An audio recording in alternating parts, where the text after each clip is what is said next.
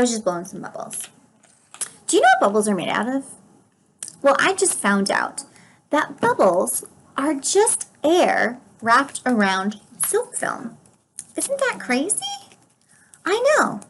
The outside and the inside layer of a bubble is silk. And then there's a thin layer in between those two of water. Crazy, right? So the shiny part inside of the wand, oop, there you go. You can see it. You see that shiny bit that keeps moving? That is actually like a sandwich. There is a layer of soap molecules here and here, and in between those soap molecules are water molecules. Isn't that crazy? That's what soap film is. And so when I blow into the bubble wand, what's happening is air is filling the film, and when it comes off, it closes itself up, and that's what makes a bubble. I know! Isn't it insane? Watch. Maybe if we do it like this. Ooh, I caught one. So inside of there is just the air. But then, why do bubbles pop? Well, sometimes they pop because people pop them with their finger, right? They make a hole in the film, and so all of the air escapes, kind of like when you let all of the air out of a balloon. Very similar. So if a bubble goes through your finger, you pop it with your finger, or if it touches a sharp edge, it will pop because we've let all of the air out of it like a balloon. But sometimes they pop on their own, and that's because the water filling of that sandwich, remember, because a bubble film has soap molecules, and then inside is water molecules. And the water evaporates. And when the water evaporates, the bubble pops. I know. It's nuts.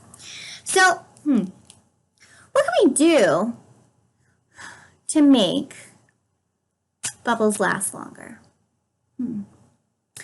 Well, what we can do is we can add some stuff to our soap mixture, right? Instead of just adding soap and water, we can add other things that make it so that the water takes longer to evaporate on its own. We really can. So what we're going to do is we're going to make giant bubble mix today. We're going to add some stuff to it besides soap and water that will help bond those molecules together a little bit more strongly so that we can make really big bubbles. So what we're going to need is a really big bowl or a bucket if that's what you have. And then you're also going to need 5 cups of slightly warm water. Just slightly. You can just turn the faucet to the warm side and it'll be fine. And then we're also going to need, which I have provided for you, a tablespoon of glycerin. Ooh, it's this oily looking stuff. A tablespoon of baking powder. That's the white powder. And then we're going to need half a cup of cornstarch. It is in the lovely labeled bag. And then half a cup of liquid soap. Okay? So the first thing we're going to do is we're going to take that slightly warm water and we're going to put it in the bowl. All right. Or your bucket. And we're just going to be careful not to splash any of it out. Ooh, there it goes. Great job. We're going to get every little bit of it. And then we're going to mix the cornstarch into the water. And we're going to stir it using a spoon until it's all combined. Now, the thing about cornstarch is it likes to stick to the bottom. And if that happens, don't worry, just stir it up again. Okay? Ooh. Careful when you're opening the bag, too, because this is a powder. So it's just going to, whew, you even see it? It's coming up. All right. Now we're going to stir it. And if you have a big bucket, you might want to use a big wooden spoon, but it really just depends on the depth of your container. And we don't want to go crazy stirring because then it will splash over the side. We want to stir it nice and good, but you do want to make sure to get all the big chunks at the bottom. Can you feel them? It gets kind of hard to stir in certain areas, and you want to get those. And eventually, your water is going to look a little bit like milk. Ooh, but it's not milk. Don't drink it. Ugh. Ew. Ew, ew, ew, ew. All right, I don't feel any more clumps at the bottom, so that's good. And now we're going to pour in all of our other ingredients. We are going to pour in the glycerin, which is the oily looking stuff. It's actually derived from vegetable oil, so makes sense why it looks like oil, huh? Let's get all of it out. There we go. And then we're going to do baking powder. Ooh, ooh, and do you see that little fizz? Ooh. There's a reaction happening. And then you're going to take your soap. Now, if you want, you can open this and pour it in, but I actually think it's cleaner to get all the soap on one end and then cut off a corner and then let it whoop, go in like that. But be careful. It might splash out. And you want to get as much of the soap in there as you can. You can squeeze it out. Ugh. Kind of makes me feel like I'm decorating cookies. Very similar process with the frosting inside the Ziploc bag. All right, and now we're going to stir it, but we're going to stir it gently because we don't want to make a lot of foam and bubbles. We don't want it to start making bubbles yet, although you might see some already forming, which is super fun. You can kind of see on the sides, there's some bubbles already happening there. All right, so now here's the weird part. Now that we have done this, we have to let it sit. I think it's all stirred up, nice and gently. We're gonna let it sit for 1 hour. I know, it's a super long time. But we're gonna let it sit and rest for 1 hour so that all of the molecules and all of the bonding that we want to happen will happen. All right, but don't worry, because while this is resting and all of the fun chemical reactions and things that need to happen are happening, you and I are going to make a giant bubble wand for our giant bubble mix. All right, so clear off your space, put your bowl or bucket of solution in a good place to rest, and I'll meet you back here. Oh, hey, I meant to say, while we're waiting, did you guys know when the best time to blow bubbles is? Can you guess from the information we already talked about bubbles? You guessed it.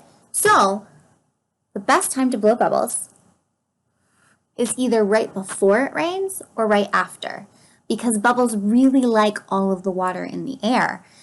The bubbles really like it when it's humid out because it takes longer for the water in that soap film sandwich to evaporate. Makes it much harder. So that's why on super hot, dry days, it's really hard to make your bubbles last for a long time. They pop super easily because all that water is just gone in a minute. So if we're gonna do this experiment, the best time to do it would either be right before or right after it rains. Luckily, this July, we don't have an issue with that, like at all. But another cool time to do it is when it's really, really cold outside, because sometimes the bubbles will freeze. I know! Won't that be awesome? It's something that we're gonna have to try this winter, definitely. Most definitely. Another fun fact is, when it gets really, really cold outside, when you blow bubbles, they actually go higher than they do during warm weather because the warm air from your mouth is lighter than the cold air that's outside. So it makes them rise up, kind of like a hot air balloon. Isn't that crazy? I know. Fun fact, number 83.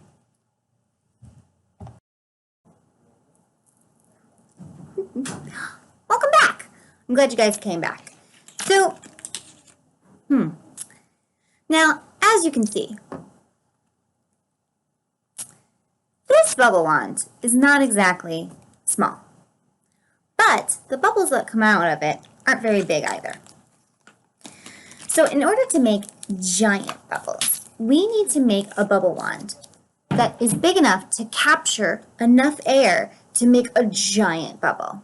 Because the more air we can put inside of the soap film, the bigger our bubble can be. But we need something that can hold a big piece of soap film in order to make that happen. So what we're going to make is a modified giant bubble wand. And it's just going to be made out of stuff that we have around the library. It's going to look like this. This is a pretty big space to catch all of that air. So what you need is you need 2 wiggly ends of a straw. I have already prepared them for you and cut them down to the right size, but it's the flexi bendable part of a straw. You need 2 of those. And you need 2 dowels or garden stakes, depending on if you're using your own stuff. But from me, you're just going to have 2 dowels. You need a piece of string, and it needs to be at least 5 feet long. You could definitely use a bigger piece of string, but then you would also need longer arms to get it to its fully prepared state. And then you need some type of a weight to go at the end of the string. Usually people use washers, which are basically round discs of metal with holes through them. But I didn't have any of those. What I do have a lot of is curtain rings for some really odd reason. So these are going to be a perfect substitute for us. And you're going to need tape. I am going to provide you guys with some painter's tape, which will work just fine. But if you feel like that's not secure, you can use duct tape or any other type of tape that you have around. I wouldn't recommend Scotch tape though, because it doesn't really like water very much. I know. So what you're going to do, very first thing, is you're going to take one of your dowels, and you're going to take one of your bendy ends of your straw, and you're going to put the bendy end of the straw on top of the dowel, like that. And then you're going to tape it to that.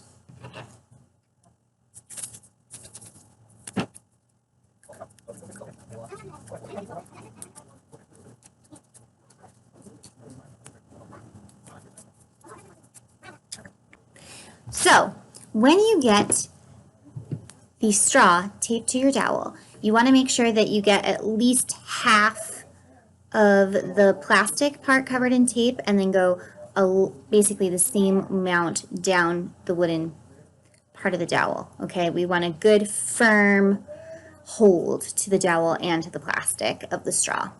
And then once you get that done, you're going to fold this other end over, and you're going to tape this section together as well. Ready? Here we go.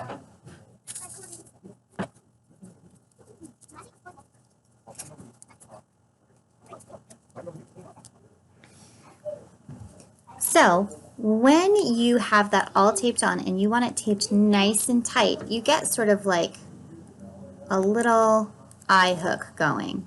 All right, and you want to make sure that when you finish doing that to one, you do it to the other, because you want to have 2, right? Good. So when you do both of them and they're all done and they're very nicely secured, you want to not have any air pockets where water can get in and start causing the havoc. Next, you're going to take your curtain ring and your string. And you want to find the 2 ends of your string, and you want to line them up, and then you want to pull on it so that you find the very middle. All right, and then you're going to take that middle part that you found, and you put it through the ring, and with your other hand, right, so it's like this, in your other hand, you take the 2 ends, and you put it through the little loop that you have. So we have it on there, right? And there's this loop at this end, and there's the 2 ends over here, and we put it through like this. And then we're going to pull it down. And we know it's in the middle, right? Right. So we have 2 equally long bits on each end now. Now what we're going to do is we're going to thread one end through one stick, like that. And we're going to take the other stick and put it on the other end. Whoop. This guy's giving me trouble. All right. So got one on each side. Yes, we do. And then we are going to make a knot in the string with our two ends. And we don't want to make a very big knot because we want to keep all of this lovely length that has been created.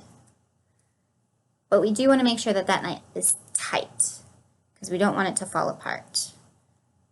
So maybe have someone who's really good at tying knots do it if you are worried. But then we should be able to have both ends of the stick and make our big triangle. Ooh, I think this one's even bigger than the other one. Super fancy. Awesome. And now we just have to wait for our bubble mixture to finish resting. And then we can make a giant bubble, which will be super fantastic. When we do eventually make our giant bubble, what shape do you think it's going to be in? Do you think it's going to be a triangle, like the shape of our wand? Or do you think it's going to be a circle or a sphere, like the ones that I blew earlier? We're going to have to come back to that.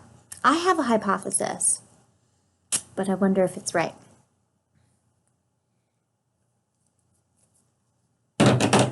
I'll check back with you guys once our stuff is done resting. See you in a little bit. Hi, so our solution is done resting, and it looks like this now, right? And it's kind of a green color, but that's because that was the color of our soap. But as you can see, all the cornstarch has settled onto the bottom. Rude. So what we're going to do is we're again just going to very gently give it a stir. Ooh, and it's kind of thick down there. Kind of reminds me of oobleck. Have you guys ever done that? Ooh, we're going to have to do it next time. That will have to be our next art of science experiment. But we're going to get it in there, and we're going to very gently. I know it's really tough to move it at the bottom sometimes, but you want to go very gently when you're stirring this. You don't want to make lots of extra bubbles and foam. Just do it very gently, and you don't want it to splash out because it might splash onto your face or in your mouth, and it would taste so bad. It would be so gross. We don't want to do that. So we're going to do it gently, very gently. And now that we have our bubble solution ready, and now that we have our giant bubble wand, it's time to go outside and make giant bubbles. So exciting! And it just happened to have rained earlier, so it's the perfect time. I'll see you outside. Hi! Welcome outside the library. So what we're going to do is we're going to take our bubble wand and we're going to dip it in our bubble solution, and we're going to give it a little swish, and then we're going to try to make a giant bubble. So when you take it out of the solution, you want to hold the two ends out like this so that you get a big shape going. You don't want to hold it together like that because you're not going to get a big bubble. You want to have these two separated from each other, and you want to very gently move it. If you whip it like this, you actually will break the bubble. So you want to gently move it from side to side, okay? And then when you're ready to let it go and you want it to come off of your bubble wand, you just put it together, okay? And that'll close it up and seal it and turn it into a bubble. Let's see what shape we get. Here we go.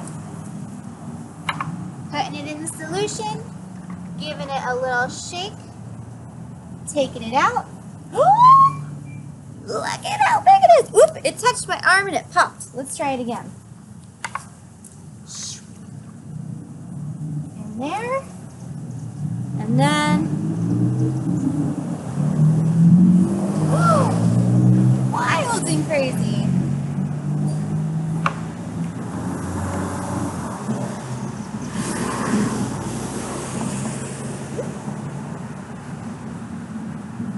Okay. So sometimes the weight gets a little tangled. That's okay. If you just pull your arms out, it'll unravel and it will untangle. Let's try it again.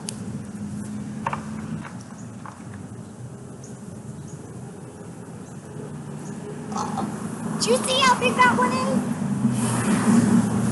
Now, you notice every time it comes off, turns into a circle, into a sphere, a ball. Ooh, but you know what? Some of them are landing on the grass and they're still there, which is really cool.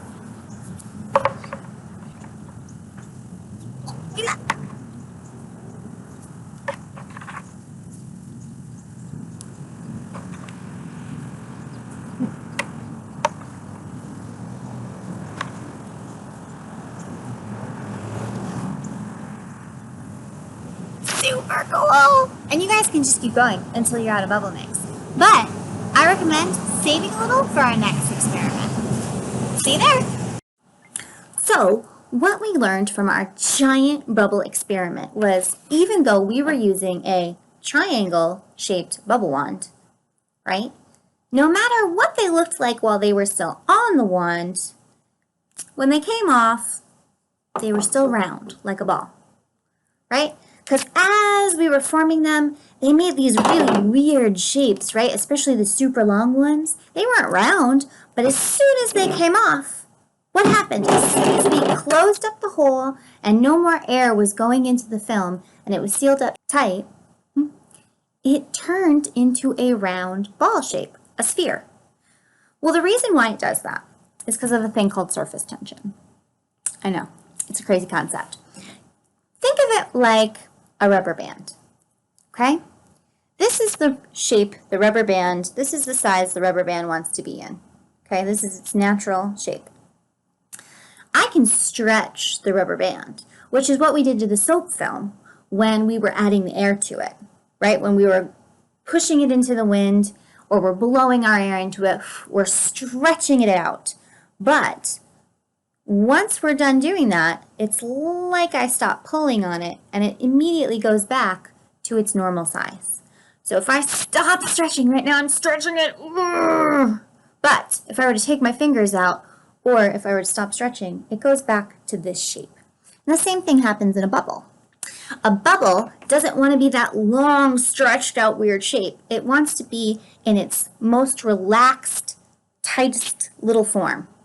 So it shrinks up and makes a round sphere. Crazy. But I would really, really, really like to have a square bubble.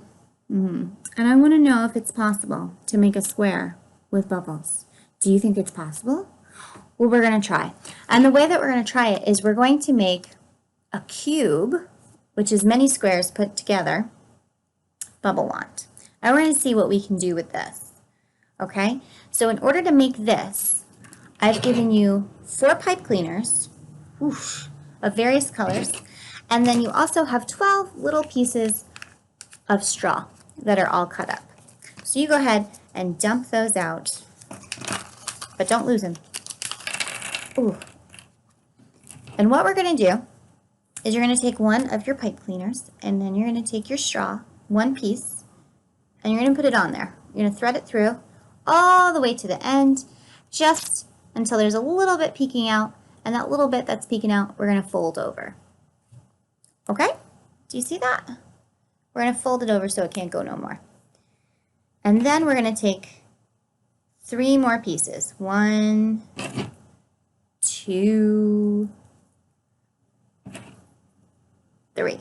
So in total, there's 4 on there. The first one we put on, and then 1, 2, 3 more. 1, 2, 3, 4 in total.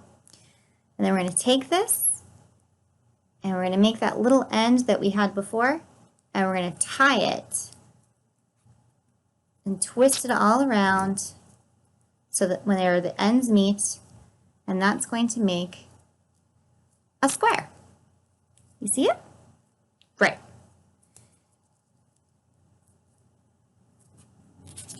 Now what we're going to do is we are going to take another pipe cleaner and we're going to twist these 2 ends together and make it super duper long. And then we're going to add 3 more straw sections. 1, 2, we'll pull it all the way down. 2, and it might get stuck on the part you twisted together. You just gotta very carefully push it past that part. Here we go. How how many is that? 1, 2, and then 3. All right.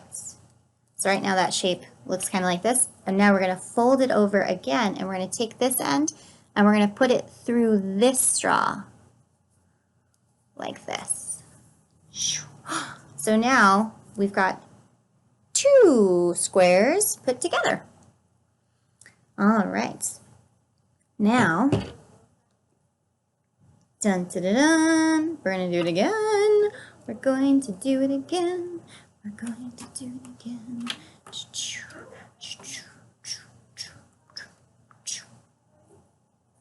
All right.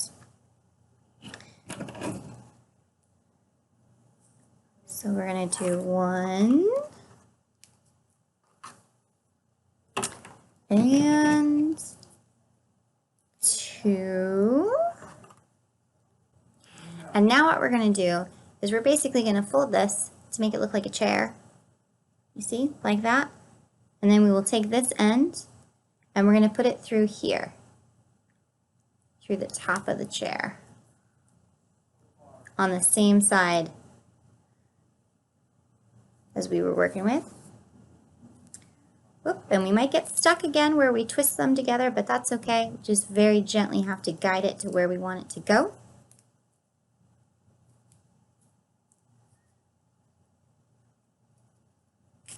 There we go. And then look, now we have 3 sides. 1, 2, 3. All right, and now we're just going to continue doing that step over and over again. So let's get another 2 on here. Great job. And then we're going to put it through the top of the chair again. And pull. And now we have another edge. Great job. Okay, so as you can see, it's a little weird now because I only need 1 more piece and it's going to go there. So all you have to do is thread it. If you get it gets a little weird, you can just thread it through the straws until it gets to a good place for you. Oop, there we go. And now see, it's in a good place for me to thread. So we'll do 1 more.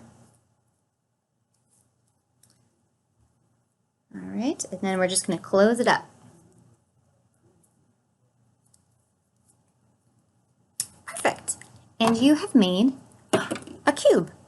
So now we're going to use some of that bubble mixture that we had from earlier. And what we're going to do is we are going to swoosh it into the bubble mixture. I'm going to show you what that looks like. Here we go. So what we're going to do with our cube bubble maker is we're going to take that mixture from earlier, fancy, and then we're going to take our cube wand and we're going to swoosh it and get it all covered in bubble mixture. And if you do it properly, ooh, as you can see, I've got an extra bubble in there. See how it made straight lines? But I've got an extra bubble. Oh, and I popped it. And now, I've created a square. Can you see that square? Ooh, if I hold it up to the black, I made a square in between. Now there is actually nothing in there. There's no film in that little square. So the bubbles around it are creating that square shape. Oop, and I popped one again. Now as you can see, because I keep popping it, oop, let me move it right there. When there are 3 bubbles of about the same size, they meet in the middle, oop, and they form angles that are 120 degrees. So what's really cool is if you have enough bubbles together of the same size, they will all make perfect hexagons, kind of like bees make perfect hexagons in their honeycomb. Ooh, look at all those bubbles I got in there. I don't want that many. Let me pop them. Oop. Carefully though.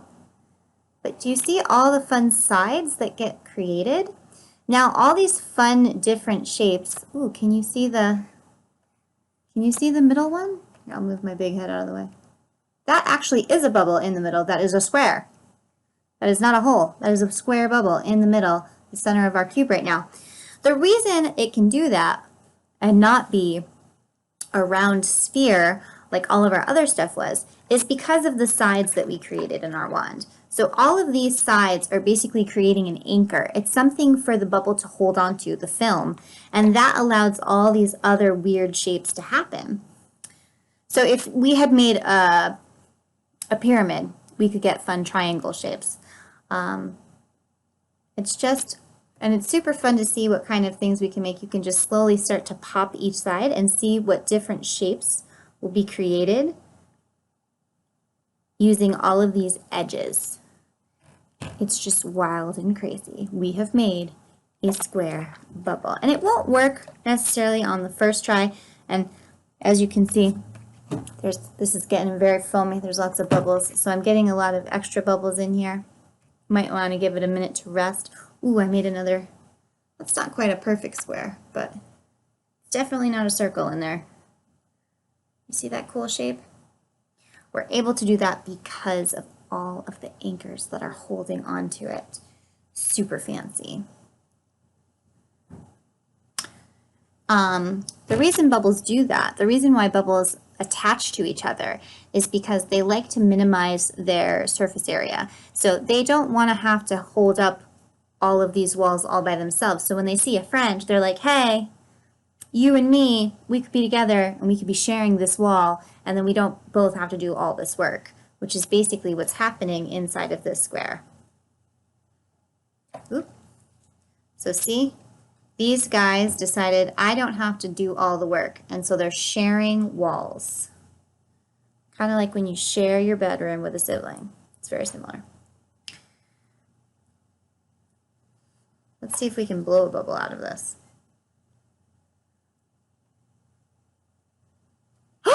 We can! But what shape did it turn? It turned into a circle because it wasn't attached to anything.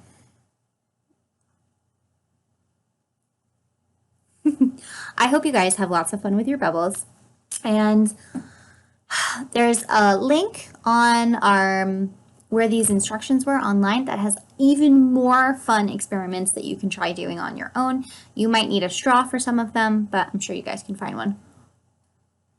Have a great day!